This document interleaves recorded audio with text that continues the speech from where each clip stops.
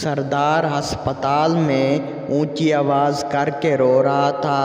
Doctor बोला, क्या हुआ? सरदार जी बोला, 15 साल बाद बच्चा हुआ है और वो भी इतना छोटा। एक शख्स ने एक बुजुर्ग से पूछा, दुनिया में दोस्त और दुश्मन की पहचान कैसे की जाए? बुजुर्ग ने गौर से सुना, फिर जेब से एक माचिस की डब्बी निकाली, उसमें से 2 तीलियां उठाईं, एक तीली वापस रख दी और एक तीली को तोड़कर उसके 2 हिस्से किए। अगला हिस्सा फेंक दिया और पिछले हिस्से को कान में फेरते हुए बोले, पुत्र ए मैनू भी नहीं पता। सरदार ने मस्जिद से जूती चोरी की और पकड़ा गया। मौलवी बोला, इसने जूती चोरी की है, इसकी टेंड करवा दो। सरदार बोला, ये लो एक जूता वापस और फौजी कटिंग करवा दो।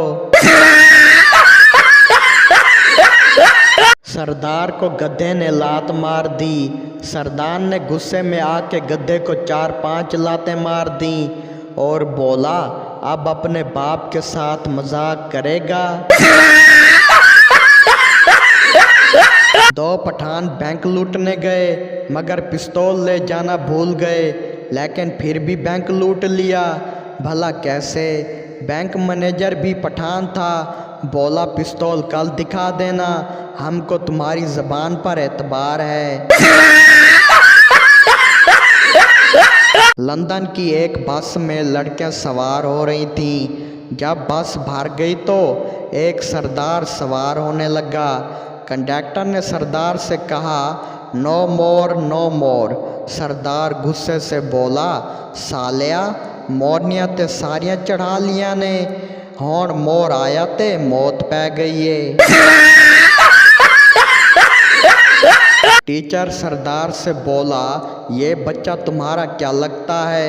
सरदार बोला, ये मेरा दूर का सगा भाई है। टीचर हैरानगी से बोला, क्या मतलब? सरदार बोला, इसके और मेरे दरमियान 8 बहन भाइयों का फ़र्क है। डॉक्टर बोला, आपकी बीवी के 3 दांत निकालने पड़ेंगे, फीस 2000 रुपये होगी। शौहर बोला, आप दांतों के साथ ज़बान भी निकाल दें, 3000 दूंगा।